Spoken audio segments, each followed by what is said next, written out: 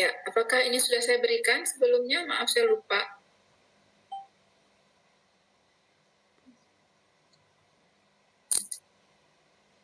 Ya, Belum, Bu. belum ya. Terakhir ini ya, peer ya. Konselor, Bu. Peer counseling ya. Teman sebaya, Bu. Teman sebaya.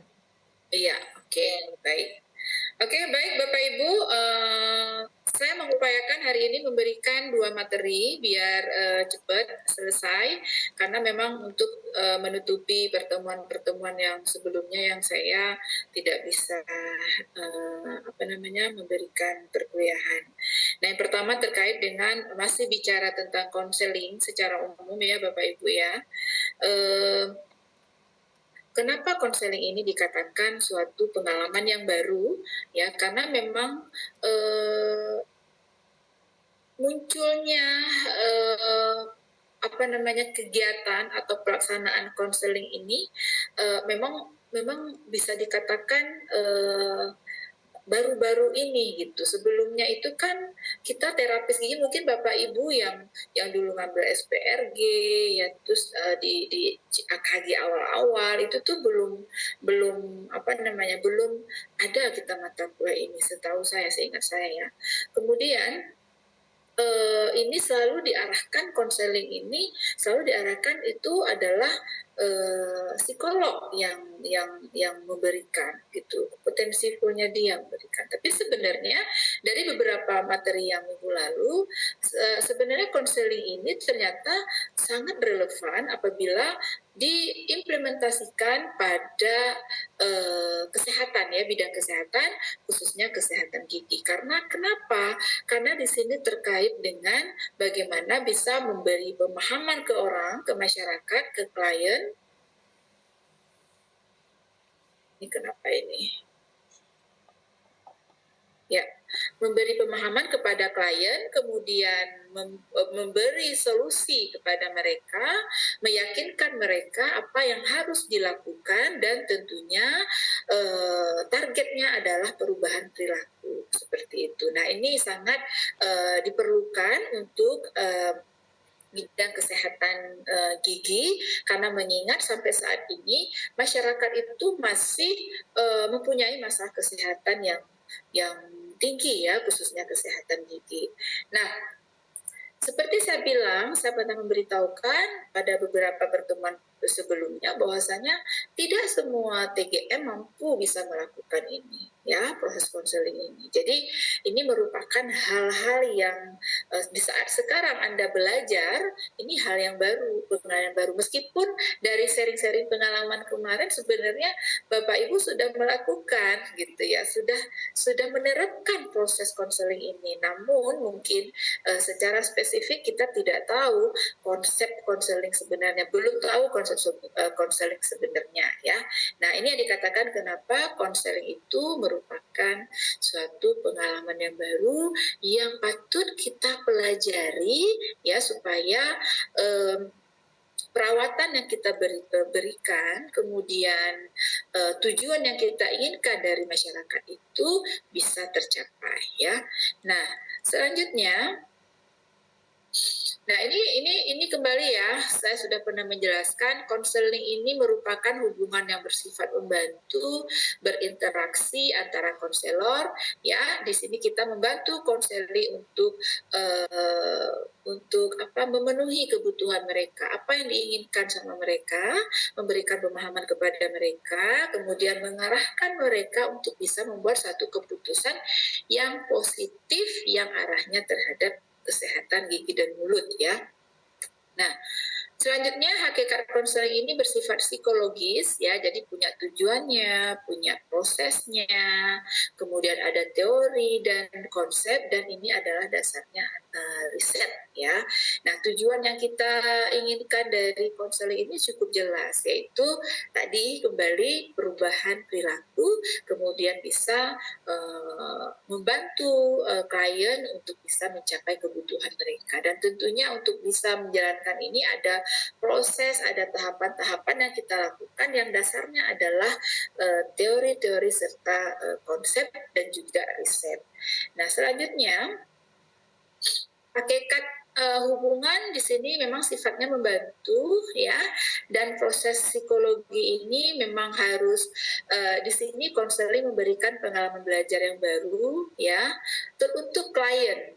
Nah ini spesifiknya adalah ke klien ya, teruntuk klien. Jadi mereka yang mungkin sebelumnya nggak tahu menyikat gigi ya, tapi setelah kita beritahukan mereka sudah bisa dan diharap bisa menjadi rutinitas yang mereka lakukan di dalam kehidupan mereka sehari-hari. Kemudian konseling merupakan lingkungan yang dapat membantu memperbaiki keadaan. Nah ini yang diinginkan oleh masyarakat, oleh klien kita bisa memenuhi kebutuhan mereka. Seperti itu. Nah, kemudian konseling merupakan lingkungan yang dapat memberikan pengaruh untuk mengurangi hambatan ke arah yang lebih baik, kemudian bisa memperbaiki keadaan, ya sehingga kembali normal. Nah, untuk bisa menjalin ya bisa memberikan menghasilkan lingkungan yang positif, pengaruh yang positif, tentunya adalah kita ini kuncinya, konselor. Bagaimana bisa membuat mereka paham, bagaimana bisa membuat mereka memahami kebutuhan mereka, mengetahui apa yang akan dilakukan dan mengarahkan mereka ke sebuah keputusan. Nah, ini kembali kuncinya adalah kita sebagai seorang konselor. Jadi Bapak Ibu nggak semua bisa Bu, TGM nggak semua bisa menerapkan hubungan konseling ini, gitu ya. Jadi beruntung sekali Bapak Ibu yang sudah mendapatkan secara teori terkait konseling dan juga bisa mengimplementasikan di dalam pengalaman praktik Bapak Ibu sehari-hari. Nah ini yang kita inginkan dari seorang TGM. Gitu. Jadi nggak semua. Saya bisa bilang ini adalah skill, ya skill dari seorang TGM. Kemudian ada dua pertanyaan yang harus dijawab seorang konselor, ya oleh konselor dalam melaksanakan konseling. Bagaimana saya dapat menjadikan keadaan yang berbeda secara kualitatif, ya dari klien, gitu. Jadi ini lebih ke arah kita bagaimana bisa merelevansikan pengetahuan, kemudian ke pengalaman dan juga keterampilan sebagai seorang konselor. Jadi kalau misalnya Anda pinter punya skill komunikasi yang bagus, namun kalau pengetahuan nggak ada, itu bagaimana mau apa yang mau kita bicarakan? Gitu. Bagaimana kita bisa memberikan solusi. Kemudian pengalaman juga hal yang sangat membantu kita dalam melaksanakan proses konseling ini karena terkadang pengalaman itu malah yang bisa meyakinkan klien kita terhadap apa yang dibutuhkan oleh mereka ya. Nah ini di sini perlu penjelasan kualitatif, jadi lebih ke bagaimana kita memberikan informasi secara kualitatif ya kepada mereka dengan bahasa yang mudah dipahami. Kemudian bagaimana saya mengkreasikan lingkungan yang berbeda secara signifikan dari yang dialami klien sebelumnya. Nah, ini berbicara dengan tidak hanya berbicara tentang masalah, tapi juga kita berbicara tentang karakteristik dari klien. Jadi di sini konseling dapat memberikan kesempatan kepada orang untuk memandang dirinya yang hidup secara berbeda, kemudian untuk mengalami dan menyatakan perasaan secara berbeda dan berperilaku dalam cara-cara yang baru. Nah, ini terkait dengan karakteristik dari klien. Sehingga kenapa konselor ini harus memahami karakteristik dari klien, mulai secara mentally, ya kan, pertumbuhan dan perkembangannya, ya secara fisik, memahami, mengenal karakter anak kecil, mengenal karakter orang dewasa. Ya, orang dewasa juga banyak macamnya ya di segala umur. Jadi di sini kita dituntut sebagai seorang konselor untuk mengenal. Sehingga ketika kita sudah mengenal berbagai macam karakteristik klien kita, saya yakin sekali seorang konselor itu bisa berinteraksi dengan baik dengan klien, kemudian bisa merespon klien dengan apa namanya istilahnya dengan melihat karakteristiknya, dan tentunya di sini keinginan kita adalah supaya apa yang kita sampaikan sesuai dengan karakteristik mereka itu mudah mereka pahami dan terjadinya perubahan-perubahan perilaku-perilaku yang baru seperti itu ya. Intinya di sini adalah bagaimana cara kita membuat paham ya. Jadi jangan pernah menuntut atau membuka ruang kepada klien sebuah diskusi yang memang belum di batas usianya gitu, belum sesuai dengan kematangan umurnya gitu, karena ini nanti malah percuma. Jadi kita menyesuaikan cara bicara dengan anak-anak tentunya akan berbeda cara bicara dengan orang dewasa ya.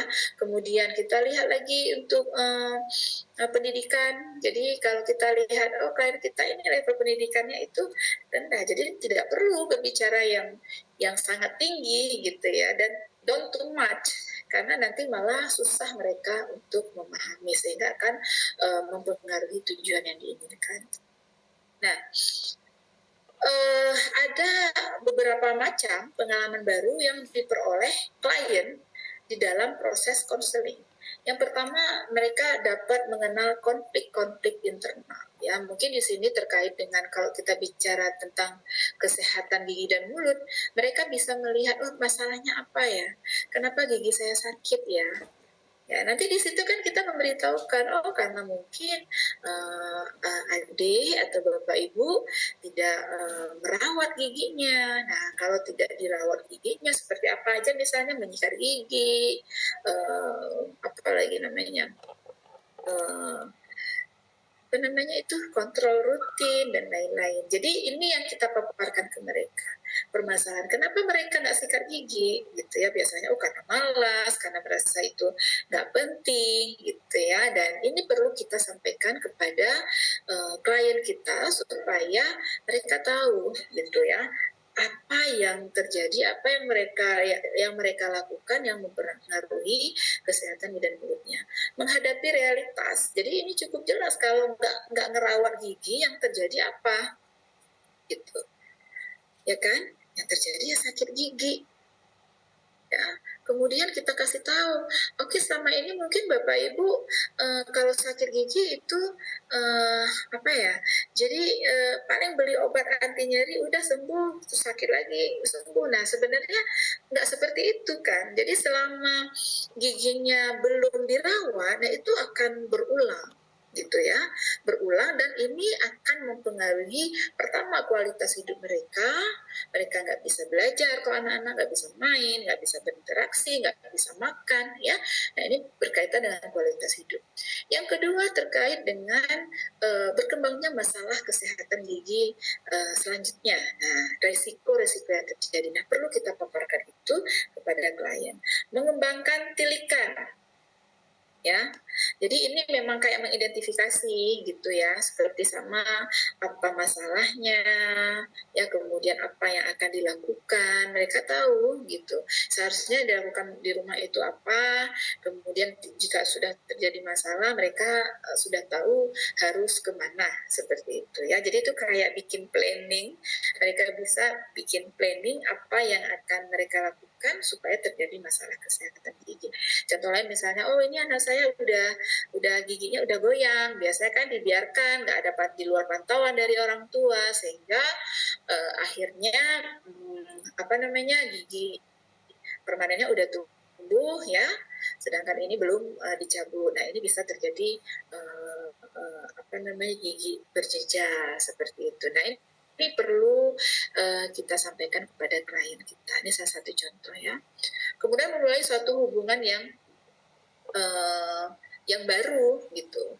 Jadi mungkin selama ini dia ini mungkin hanya tahu dari orang sakit gigi minum obat gitu ya. Tapi dengan proses konseling ini dia bisa bisa menumbuhkan keyakinan dan kepercayaan mereka terhadap petugas kesehatan. Nah, jadi bagaimana kita bisa membangun hubungan yang nyaman, yang aman, sehingga klien kita itu bisa percaya dengan kita, ya kemudian ketika mereka ada masalah, mereka akan mencari kita. Ini bagaimana bisa membangun hubungan tersebut. Nggak mudah ya Bapak Ibu ya untuk bisa membangun hubungan ini, namun bisa dilakukan. Bukan berarti tidak bisa. Need proses dan need time, waktu. Meningkatkan kebebasan psikologis ya. Nah di sini kita berbicara banyak hal kembali terkait dengan karakteristik, kemudian pendekatan-pendekatan yang dilakukan sesuai dengan karakteristik tersebut, kemudian penerapan manajemen perilaku gitu ya, komunikasi dan lain-lain. Nah ini kita belajar di sini semua ya, karena memang kalau kita tidak belajar tentang ilmu psikologi, kita nggak bisa ngadepin berbagai macam karakteristik, karena manusia itu unik ya, punya banyak berbeda karakteristik. Memperbaiki konsepsi-konsepsi yang keliru. Nah, selama ini mungkin kalau mereka mendengar, oh nggak usah bersihin karang giginya gitu ya, karena kalau karang gigi yang banyak itu lebih bagus, bisa menopang gigi gitu. Nah ini perlu kita perbaiki gitu, apa-apa saja yang yang berlaku di masyarakat selama ini yang keliru ya. Misalnya apalagi contoh jangan dicabur giginya nanti sakit mata gitu kan. Nah ini malah buat masyarakat kan takut. Nah ini harus kita sampaikan. Sebenarnya malah kalau gigi kita nggak kita cabut, nah ini resikonya itu banyak gitu ya, nggak hanya di mata, tapi juga bisa menjadi vokal infeksi, bisa ke jantung, ke ginjal dan lain-lain. Nah persepsi-persepsi yang seperti ini tugas kita Bapak Ibu untuk bisa meluruskan. Ya, dengan kita meluruskan hal-hal yang keliru tersebut, itu bisa membuat masyarakat punya memulai untuk berperilaku yang positif. Nah, selanjutnya adalah mengenal konflik. Nah, ini mengenal konflik internal. Nah, ini tadi saya sudah bahas sedikit. Ya, berarti ini penjelasannya. Nah, ini kita bahas terkait hal-hal yang negatif kepada dirinya, kemudian dan tentunya di sini terkait dengan konflik kebutuhan. Nah, ini saya sudah jelaskan ya. Nah, penilaian negatif terhadap diri sendiri. Nah, ini Bapak Ibu sebenarnya kalau kita bicara di dalam kehidupan kita sehari-hari, ini sering muncul loh di diri kita gitu ya. Bahkan psikolog sendiri itu bisa ngalamin penilaian negatif terhadap dirinya sendiri. Saya nggak mampu, saya nggak bisa, saya nggak cantik, saya malas, saya terlalu lemah. Nah ini yang sering terjadi. Yang sering terjadi di mahasiswa itu merasa saya nggak bisa, saya nggak mampu ya. Aduh nanti gimana ya, saya nanti nggak bisa ngomong di depan atau bagaimana seperti itu ya. Nah ini bisa menjadi problem loh Bapak Ibu ya, bisa menjadi masalah. Kalau saya sih berprinsip ya, punya kepercayaan ketika saya bilang saya nggak mampu, saya nggak akan mampu. Ketika saya bilang saya nggak bisa, saya tidak akan bisa gitu. Jadi optimis Bapak Ibu. Waduh gimana nih, saya jadi bisa nggak ya saya jadi seorang konselor? Bisa, pasti bisa. Saya yakin. Jadi kalau Bapak Ibu punya niat, ketika Bapak Ibu kita sudah punya niat ya untuk saya jadi konselor, saya mau jadi konselor yang profesional. Nah, dengan niat itu aja ada keinginan dari Bapak Ibu untuk mencapai itu gitu, memperbaiki diri kita sendiri dulu. Wah, yang dulu mungkin saya nggak bisa ngomong, saya belajar bagaimana saya bisa berkomunikasi dengan baik. Oh mungkin saya dulu nggak tahu banyak terkait dengan ilmu kesehatan gigi ya, saya akan benahin itu, saya akan belajar itu ya. Kemudian saya nggak bisa memahami orang lain, belajar. Jadi intinya belajar ya. Contoh saya oke, Bu Nera udah S3, belum tentu saya tahu semua. No, jangan pernah. Sama seperti saya bilang ke pembimbingan skripsi ya, Jadi ini udah selesai proposalnya, kita tim seminar proposal. Jangan pernah berpikir apa yang kita buat ini sempurna, gitu ya. Bahkan pembimbing saya yang profesor aja itu masih banyak yang harus disempurnakan oleh penguji, saya bilang ke mahasiswa. Jadi ada hal-hal yang mungkin saya terlewatkan oleh saya, ada hal-hal saya memaknai sesuatu teori atau konsep keliru, ya, dan ada hal-hal yang di luar yang memang pantauan saya, ya, itu banyak sering itu.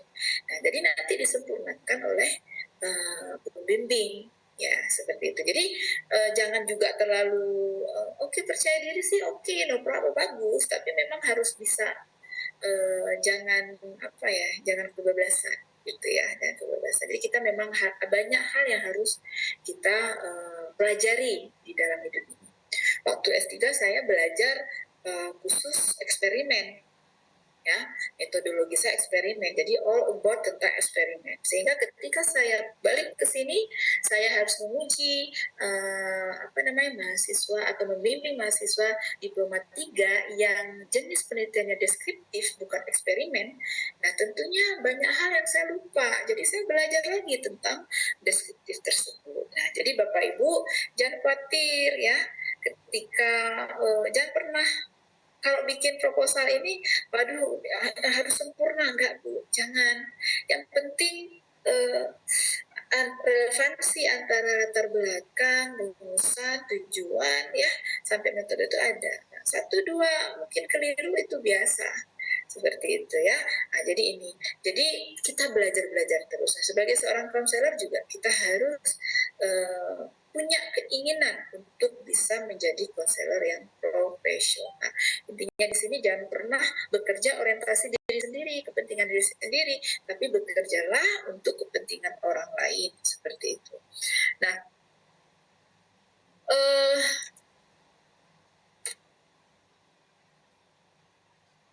Nah, ini keharusan psikologis. Nah, ini mungkin yang terkait apa yang saya juga sudah jelaskan. Jadi mereka yang punya keharusan psikologis merasa bahwa hidup ini dianggap gagal dan tidak berarti apabila tidak mencapai. Nah, ini Bapak Ibu jangan terlalu jangan terobsesi terhadap sesuatu. Jadi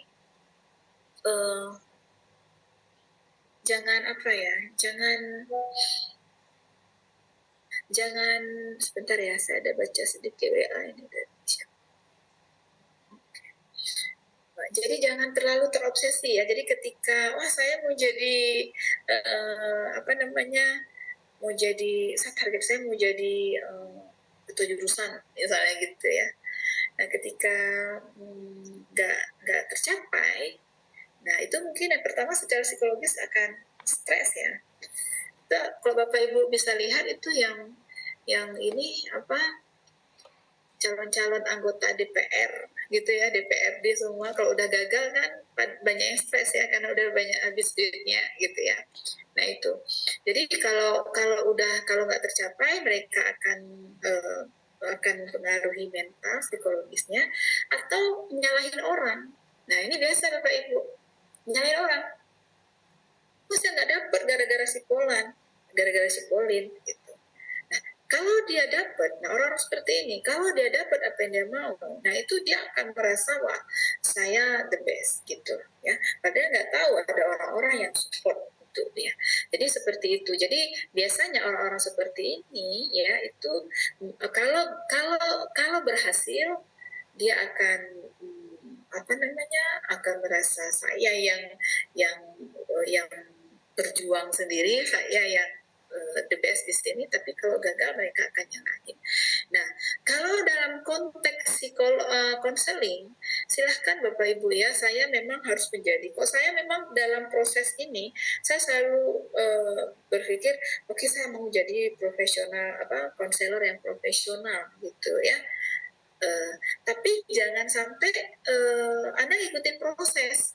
Nah, pada saat berproses itu, ya jangan ambisi di depan. Jadi ada hal-hal yang memang Anda harus percaya bahwa ketika Anda melakukan suatu upaya-upaya tertentu, kalau memang itu bisa, alhamdulillah itu memang rezeki. Tapi kalau memang ternyata Anda belum bisa gitu ya, belum bisa menjadi seorang konselor, berarti Anda dituntut untuk belajar lagi gitu ya.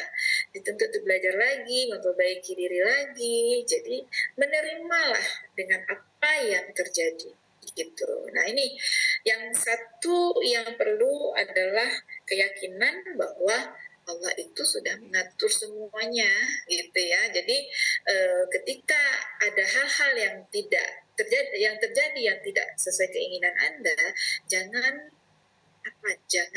give up ya, jangan nyalahin siapapun ya, hanya bilang mungkin Allah belum memberi waktu ke saya harus lebih banyak belajar lagi. Nah, seperti itu. Jadi keyakinan dengan Tuhan itu tetap menjadi prioritas kita ya. Nah, kemudian 4 macam keharusan psikologi ini terkait dengan personal, interpersonal, sosial, dan destruktif. Jadi, kalau personal ini saya harus baik, atraktif, kuat, bahagia, selalu benar. Ya.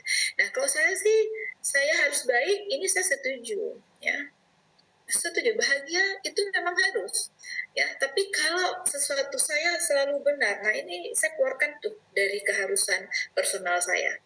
Ya, ketika Anda secara personal berpikir saya selalu benar, nah ini akan terjadi konflik, ya, akan terjadi konflik. Anda tidak akan pernah memahami orang lain karena Anda merasa Anda yang paling benar.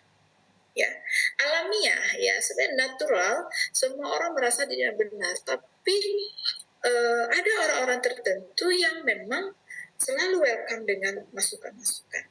Ya, nah ini yang saya saya senangi dengan orang-orang seperti itu gitu ya, mereka terbuka dengan masukan-masukan, kemudian yang untuk bisa memperbaiki diri mereka. Yang sebelnya itu adalah orang-orang yang udah salah masih nganggap dirinya benar gitu. Nah ini tidak bisa Bapak Ibu ya, yang terkait dengan selalu benar itu tidak bisa kita terapkan pada saat kita melakukan proses konseling.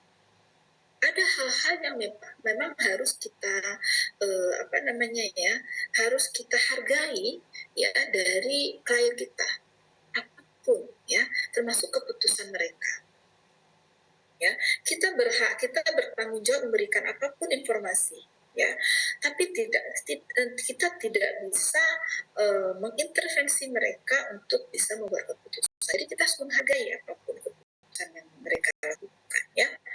Kemudian interpersonal, saya harus disukai, dihormati, diperhatikan, disetujui. Nah, kira-kira menurut Bapak Ibu, apa nih efeknya nih untuk keharusan psikologis untuk interpersonal? Yuk, Bapak Ibu. Apa nih efeknya nih? Kalau saya harus disukai, ternyata banyak yang sukai, jadinya stres ya.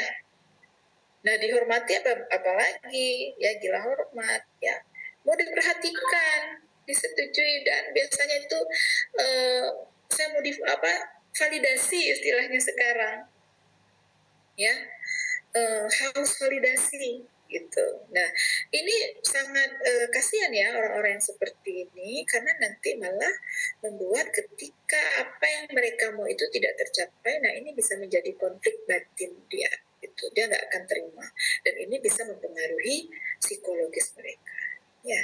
Kemudian sosial, ini saya nanya saya jawab sendiri ya Bapak Ibu ya. Nggak apa-apa deh, saya puasa pertama saya beramal.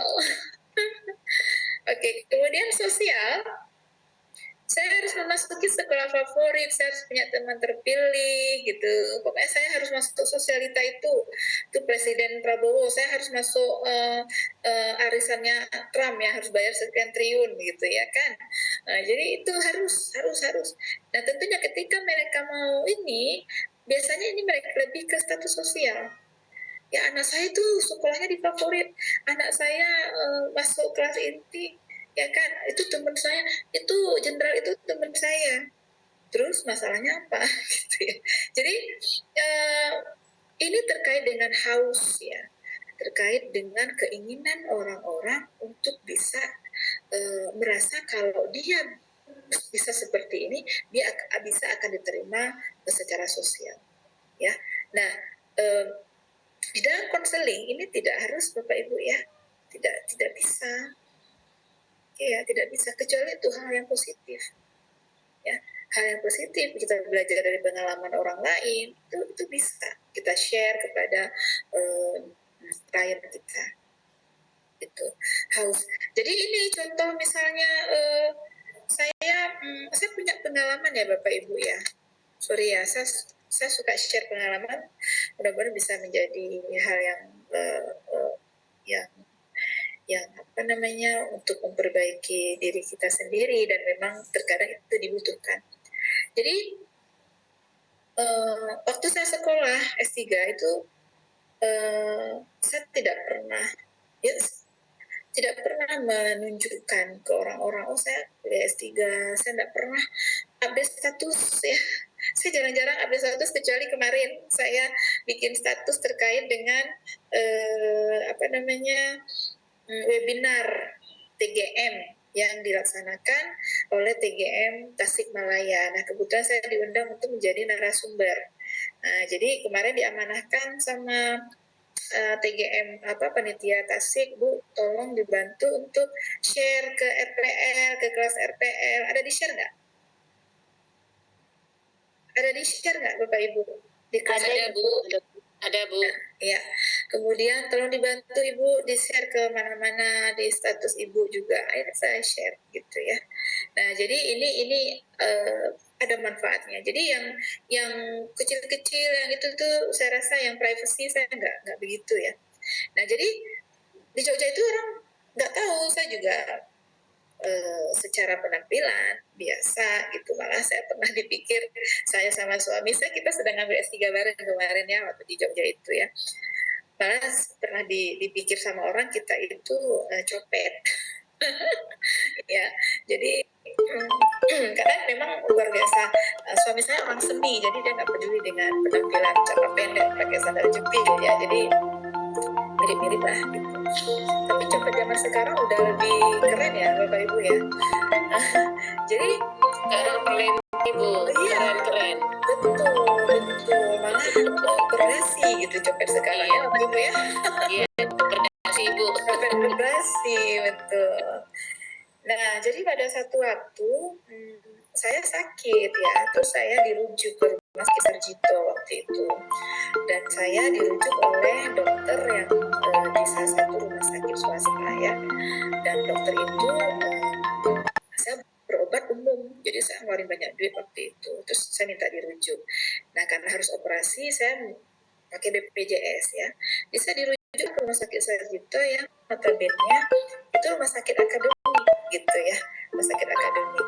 Nah, waktu itu saya diminta disuruh ke residen.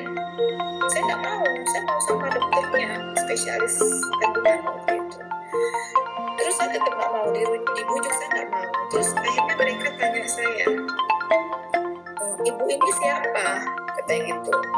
Ibu ini siapa? Kenapa nggak mau sama residen? Mungkin mereka tahu kok saya bisa paham tentang itu.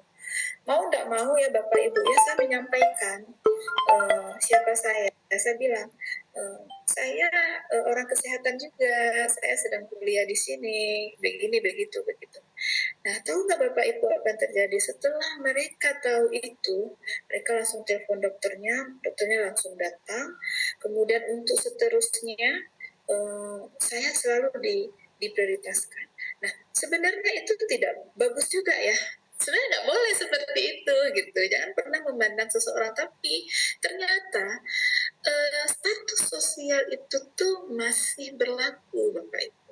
Mau nggak mau saya harus memberitahu siapa gitu. Oh, saya orang kesehatan gitu ya. Saya berharap saya sesama mereka tahu seorang kesehatan, saya bisa dilayani dengan baik gitu ya. Terus mereka tanya lebih rinci, akhirnya saya kasih tahu saya mahasiswa yang sedang kuliah S3. Nah, setelah itu saya benar-benar sampai dicarikan kamar oleh mereka. Nah, sebenarnya ini tidak boleh Bapak Ibu, tidak boleh. karena kita tidak boleh melihat status sosial dari klien kita, nggak boleh. Jadi prinsipnya siapapun klien kita, ya, kita harus bisa melayani mereka sesuai dengan secara profesional, ya, baik dengan cara komunikasi yang bagus, ya, kemudian tindakan perawatan sesuai dengan SOP, gitu, ya. Jadi nggak boleh, oh dia ini harus apa, oh dia pejabat, nggak boleh.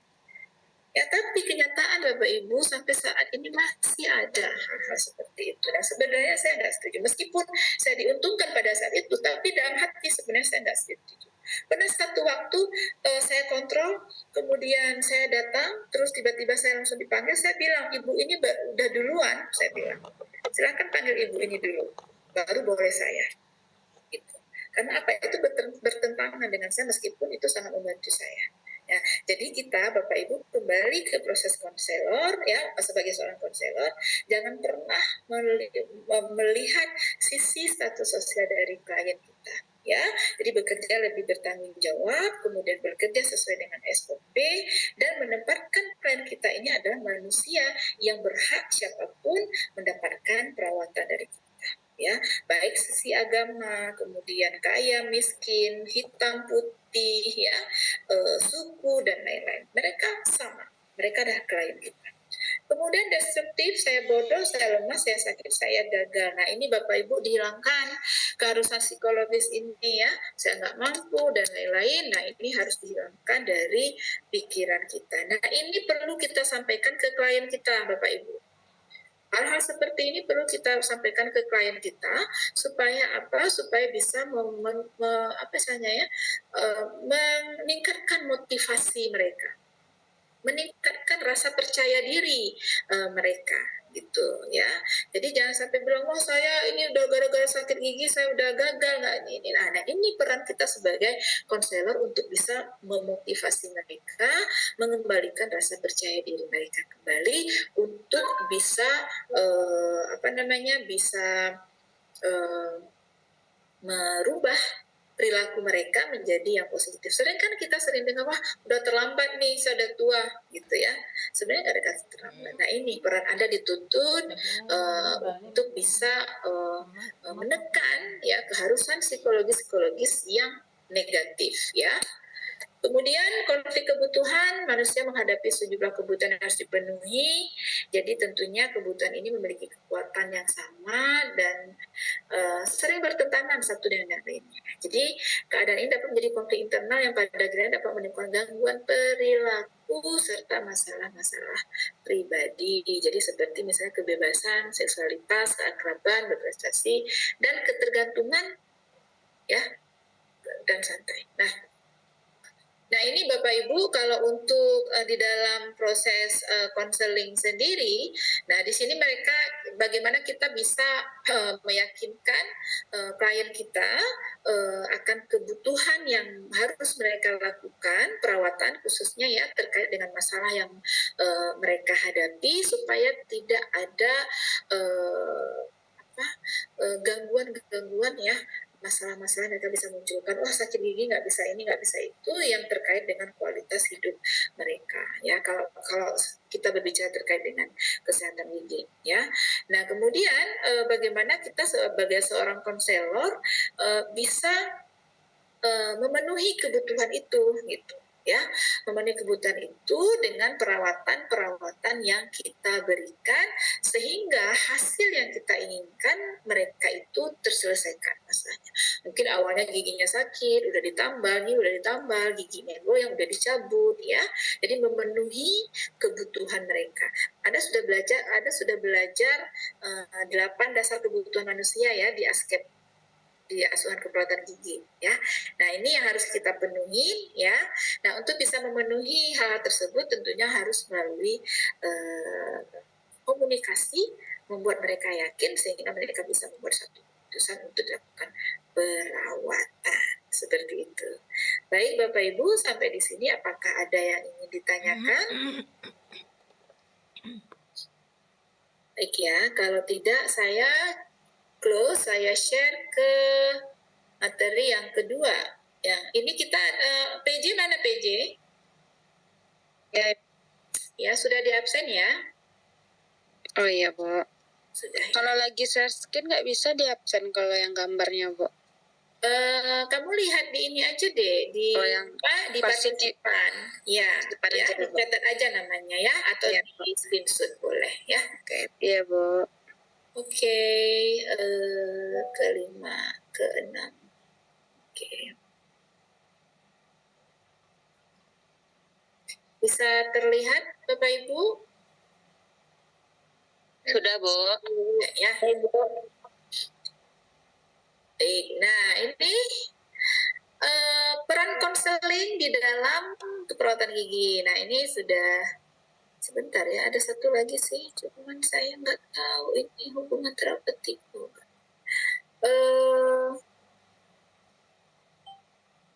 Sebentar. Ya. Nah, peran konseling di dalam keperawatan gigi ya, berarti di sini ada keterlibatan kita sebagai seorang konselor, ada keterlibatan klien sebagai seorang konseli ya. Nah, ini sudah berulang, kita skip aja. Nah, tujuan perawat gigi ya khususnya menjadi seorang konselor di sini yang pertama membantu klien memilih keputusan. Sebenarnya dari materi di awal itu aja ya penjelasan saya ya, tapi ya ini lebih ke saya ulang kembali karena memang di RPS ya memang harus dituntut untuk bisa memberikan materi-materi ini. Jadi memang akan ada pengulangan, tapi positifnya Anda bisa refresh kembali ya, nggak lupa. Kemudian untuk mempermudah di dalam mengambil keputusan klien, jadi wajib mempertanyakan langkah-langkah yang diambil terhadap dirinya. Nah ini Bapak Ibu, jadi ini yang perlu saya tekankan bahwa klien ini harus tahu yang pertama masalahnya, yang kedua apa yang akan dilakukan untuk masalah-masalah tersebut. Oke, misalnya ini mau nambal gigi. Terus nambal gigi itu ngapain aja gitu. Oh, yang pertama ini di giginya akan dilihat dulu, dibersihkan, kemudian dibor ya, kemudian ditambah. Nah, langkah-langkah itu perlu disampaikan. Nah, di dalam langkah-langkah tersebut mungkin ada pesan Anda misalnya sebagai seorang konselor, jangan khawatir Bapak Ibu ini nggak sakit ya, ini nggak ini dengan. Nah, ini penting kenapa? Ini bisa meminimalkan kecemasan pasien. Contoh di anak, saya kasih contoh lagi ya, di anak. Anda sudah belajar terkait dengan telsyodul kemarin kan? Nah, di anak itu kan kita kasih tahu nih, Dek, nanti giginya mau dicabut ya. Nanti tapi sebelum dicabut itu akan ditidurkan giginya dulu. Nah, langkah-langkahnya apa? Anda sampaikan. Nah, ini bisa membuat mereka lebih tenang. Yang awalnya mungkin sangat cemas, sangat takut, ya. Nah, jadi dengan Anda menyampaikan langkah-langkah tersebut, ditambahkan dengan mungkin Anda bilang, jangan takut ya Dek, nggak sakit ya, nanti Adek ini aja gitu ya, santai aja gitu, relax ya, nanti nggak sakit. Nah, nanti itu bisa membuat mereka tenang. Nah ini penting, apalagi anak-anak, kalau mereka cemas biasanya kan nggak kooperatif kan. Jadi kalau mereka tenang, itu dari sisi kita yang menenangkan dengan cara yang tadi itu bisa membantu mereka kooperatif dan tentunya perawatan akan berjalan seperti apa yang diinginkan. Seperti itu. Kemudian pada saat proses tahap kerja ini juga boleh kok ngomong, silakan ngobrol sama mereka, tapi jangan pernah menuntut jawaban dan menjelaskan karena mulutnya masih buka, gimana dia mau menjelaskan. Jadi lebih ke memberi pertanyaan-pertanyaan yang mereka itu bisa jawab dengan ngangguk atau geleng seperti itu ya. Nah itu dia. Kemudian syarat menjadi seorang konselor terapis gigi ya, yang pertama punya minat dan sikap positif terhadap penyakit yang diderita. Berarti di dalam konteks kita di sini adalah terkait dengan kesehatan gigi dan mulut. Punya minat dulu, ya kan? Punya niat dulu nih, gitu ya. Memiliki pengetahuan teknis mengenai perjalanan suatu penyakit. Nah ini ilmu pengetahuan semua nih Bapak Ibu. Nah, seperti yang saya bilang tadi, kalau ini nggak ada, gimana Anda bisa menjalankan proses konseling? Ya, menguasai dasar-dasar teknis konseling. Nah, udah dapet nih kita kemarin. Oke, pengetahuan udah ada, udah tahu, kita udah belajar tentang ilmu konseling, ya, dasar-dasarnya seperti apa. Kemudian memiliki keterampilan. Nah, di sini yang dikatakan keterampilan di sini, ini lebih ke arah bagaimana Anda bisa menjalin suatu interaksi, ya, bisa membangun suatu interaksi yang positif sehingga klien itu nyaman dengan kita, gitu, ya, terkait dengan komunikasi. Nah, kalau komunikasi berarti kan kita harus tahu dulu nih yang klien kita siapa, anak-anak. Berarti anak-anak saya ngomongnya kayak gini, orang dewasa ngomongnya kayak gini, nggak bisa dicampur-campur. Nggak mungkin ngomongan dengan anak-anak kita pakai atau dewasa. Adiknya ganteng sekali, kan nggak mungkin Anda pakai itu, bapaknya ganteng sekali, nggak mungkin. Jadi kita harus bisa menyesuaikan siapa klien kita.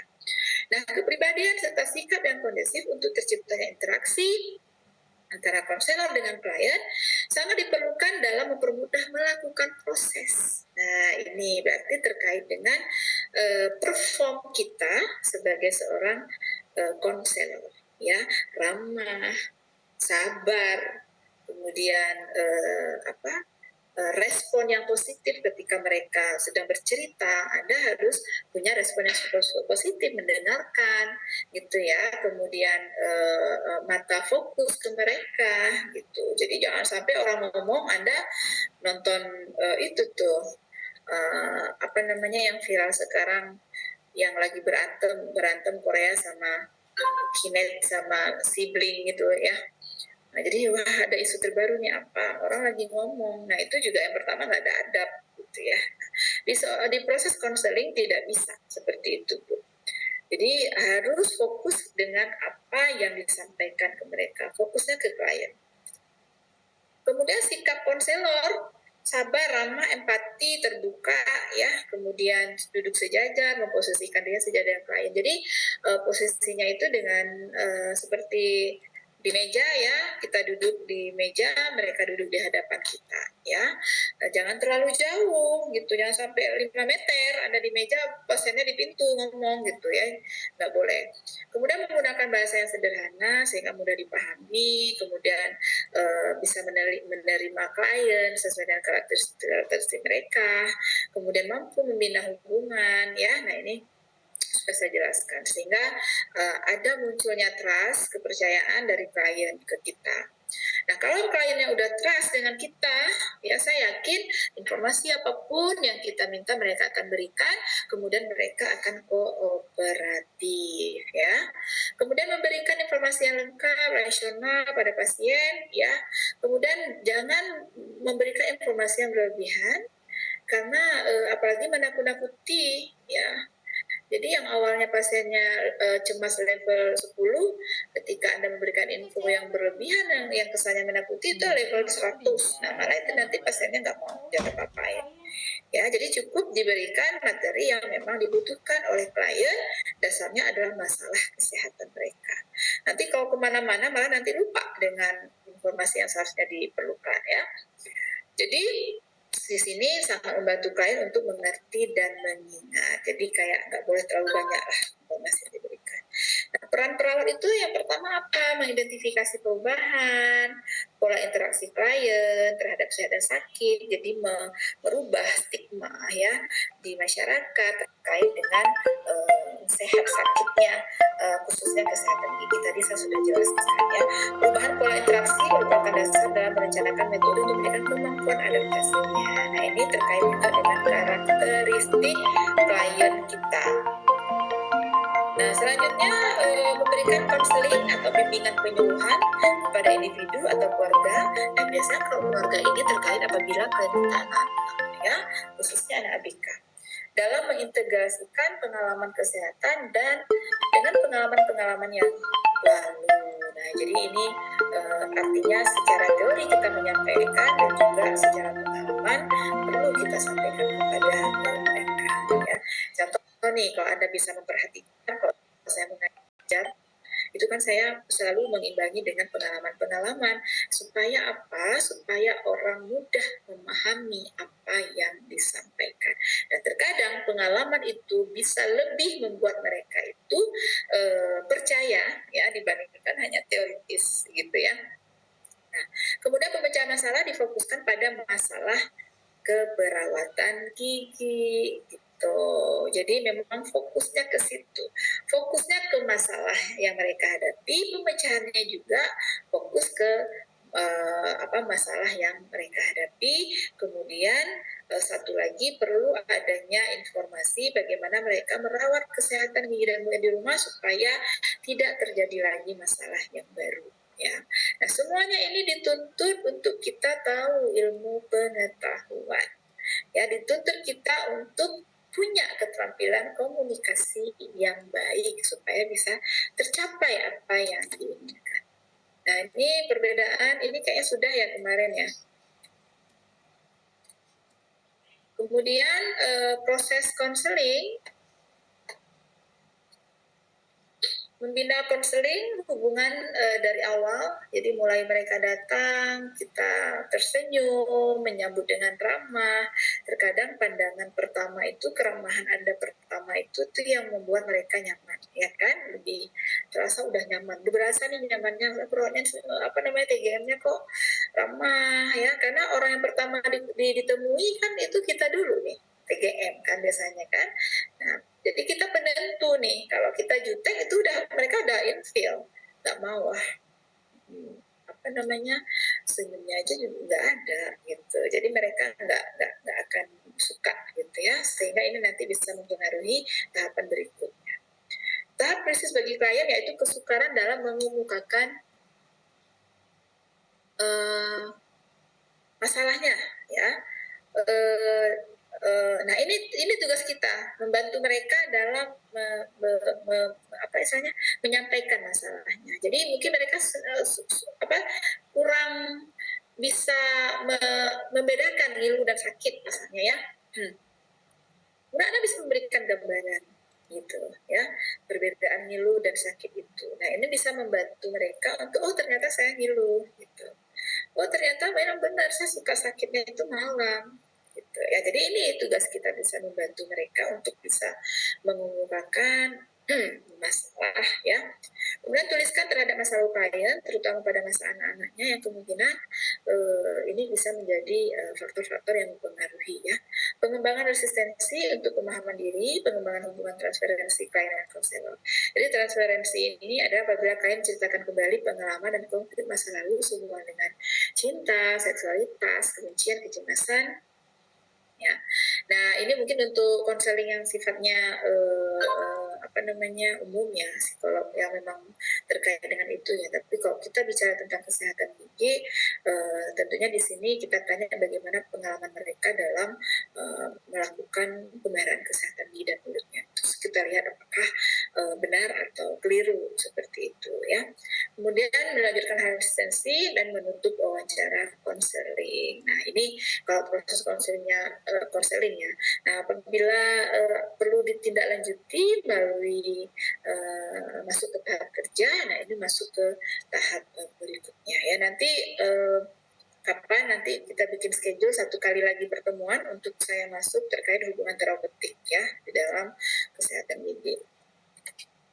Kemudian oke, selesai. Ternyata pas sekali 4 menit lagi. Ya, saya stop share. Masih ada 4 menit, silakan Bapak Ibu kalau ingin bertanya, karena jam 10 saya lanjut mengajar lagi di kelas reguler. Ini yang hadir 70, kita kalau nggak salah ada 80-an ya. Tolong benar-benar dicatat ya, karena saya akan mengurangi nilai orang-orang yang tidak masuk ini ya. Oke, Bu. Saya akan menghargai Bapak Ibu yang bersedia bertanggung jawab lah ya, dalam arti sebagai mahasiswa dan mengikuti apa yang diinstruksikan. Oke, ada pertanyaan? Kalau tidak ada, mungkin saya berharap apa yang saya bisa sampaikan bisa bermanfaat buat Bapak Ibu semua. Kemudian jika ada yang tidak berkenan, saya minta maaf. Selamat menjalankan ibadah puasa. Semoga bisa sampai nanti sore ya. Ya Bu, Baik, Bu. Bapak Ibu, terima kasih atas waktunya. Sampai ketemu lagi. Assalamualaikum warahmatullahi. Siapa nih? Mena, mau bertanya Mena? Sorry, saya baru lihat. Apa yang mau ditanyakan? Silakan. Assalamualaikum warahmatullahi Salam. Assalamualaikum warahmatullahi wabarakatuh. Bukan bertanya Bu, tapi kebetulan Bu saya Jaringan. Putus-putus Kak Mena. halo, bisa dengar? Bisa tapi hilang timbul suara kakak. Di sini lagi hujan. Nih, Putus-putus Mena suaranya. oh ya Allah.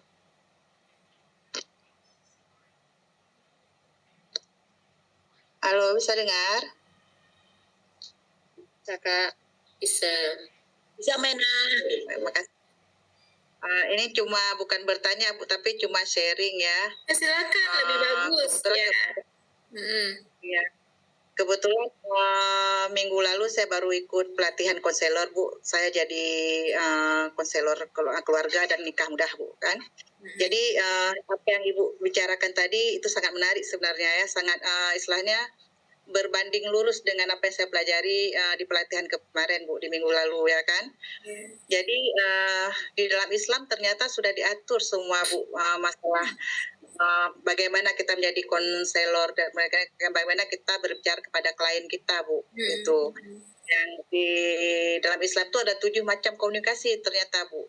Ada kaulan ya, ada kaulan sadidan, yaitu menyampaikan pesan yang benar, itu dalam surah An-Nisa ayat 9. Kemudian ada kaulan lainah, yaitu lemah lembut ya, dalam surah At-Toha ayat 44. Kemudian ada kaulan ma'rufan ya, kayak kata Ibu Nardela tadi, itu kita harus baik dan ramah kepada klien kita Bu, dalam surah An-Nisa ayat 8 itu disebutkan. Kemudian ada kaulan maisuran juga, kita harus menyenangkan klien kita. Di saat kita berbicara itu kita harus menyenangkan, menampakkan wajah kita yang jangan bersedih. Kalau klien kita bersedih, kita menampakkan yang bersedih, maka klien kita tambah sedih seperti itu kan. Itu ayat 11 telah disebutkan Bu itu. Kemudian ada kaulan kariman. Kita harus berbicara yang mulia dan berharga kepada klien kita. Berarti pembicaraan pesan yang kita sampaikan itu harus betul-betul berharga bagi klien kita. Itu dalam surah Al-Isra ayat 23 disebutkan. Kemudian ada kaulan sakilan Bu, yang berbobot dan penuh makna ini ya, komunikasinya kita berbobot dan penuh makna. Jadi di saat klien kita bicara mengeluhkan keluh kesahnya, kita harus menimpalinya dengan kata-kata yang berbobot seperti itu. Jangan asal-asal bicara. Berarti ilmu ya, ilmu harus ada ya. Ya, Bu, betul. Itu dalam surah Al-Muzammil ayat 5 Bu. Kemudian kaulan baligan Bu, perkataan yang sampai pada maksud, itu berpengaruh dalam dan berbekas pada jiwa klien kita. Itu bagaimana kita membangun empati kita kepada klien kita, supaya dia percaya kepada kita, yang kayak Ibu bilang tadi trans ya. Trans itu kan sampai kita bisa menghipnotis klien kita, mengikuti perkataan kita semua itu Bu. Itu dalam surah An-Nisa ayat 63. Dan dari semua keseluruhan perkataan ini itu dirangkum dalam surah Al-Fussilat ayat 23, yang berarti asanu qaulan, yang menyampaikan perkataan yang terbaik Bu itu. Jadi semua ini sebenarnya sudah ada di dalam Islam, kita pelajari ya. Jadi karena dalam momen Ramadan ya Bu, mohon maaf Bu. Ya nggak masalah. Ya nggak masalah. Ibu Mena, ini saya senang sekali. Artinya ternyata memang itu sudah ada gitu ya di dalam agama kita ya. Mungkin di agama yang lain juga mungkin pasti ada ya. Jadi memang sudah diatur sedemikian rupa sehingga sebenarnya kan ilmu pengetahuan ini kan dasarnya kan memang kalau di dalam Islam kan dasarnya Al-Quran ya kan. Sehingga tentunya ini acuannya di situ. Nah ini bagus sekali karena mungkin di Aceh jadi memang pendekatannya ke syariah ya kali ya. Jadi kemarin ya latihannya ya. Jadi iya, kemarin tadi pagi baru dapat sertifikatnya Bu. Oh ya, oh ya, berarti sudah ini sah jadi konselor ya? Iya, jadi narasumber nasional Bu. Kemarin yang saya ikut Bu. Wah, Iya. Masya Allah, bagus. Berarti ini level nasional ya? Insya Allah Bu, doakan Bu ya. Amin.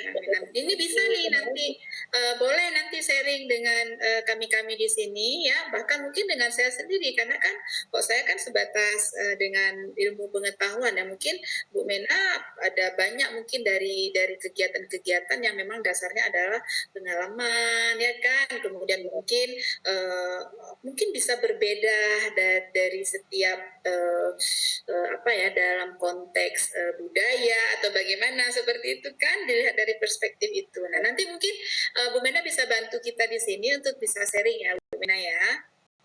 Insya Allah Bu. Ya Bu. Terima kasih Bu. Ya sama-sama Bu Mena. Baik Bapak Ibu, terima kasih banyak untuk waktunya ya.